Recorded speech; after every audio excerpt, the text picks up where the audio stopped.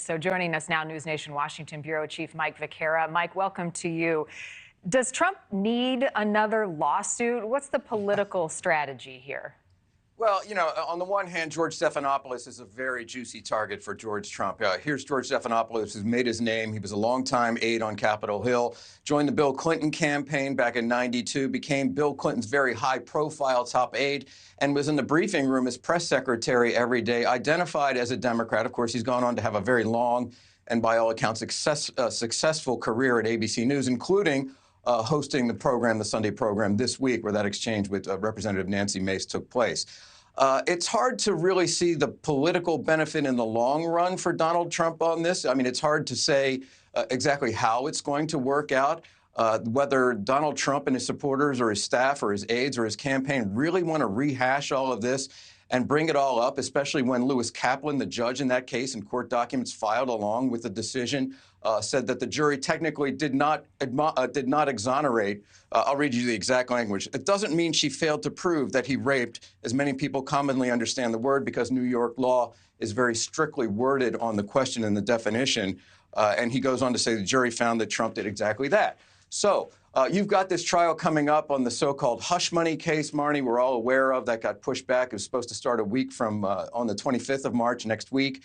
That's going to be pushed back at least 30 days. Stormy Daniels is going to be there, another woman who accused Donald Trump, along with 19 others, of sexual assault or sexual misconduct.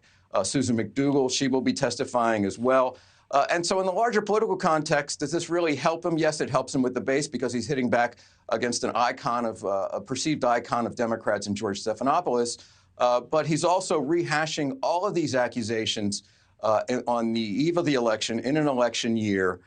And he's trying to get the support, as is famously known, of suburban women in outside of Philadelphia, outside of Atlanta, outside of Milwaukee, on down the line, outside of Phoenix. Will that help them with them? Will that help him with them? It seems problematic. So a dicey move by President Trump. Hard to say what his motivations are, Marni. Yeah, and there's a whole legal side to this that we'll get into later. How you prove malice in a case like this, public figures, defamation, right, the definition of rape. But for you, I'm wondering, we know it's political, no doubt, but is it also personal, this move? You know, it's hard to say. I was thinking about that as I was walking into the studio. It's hard to say what's motivating President Trump here.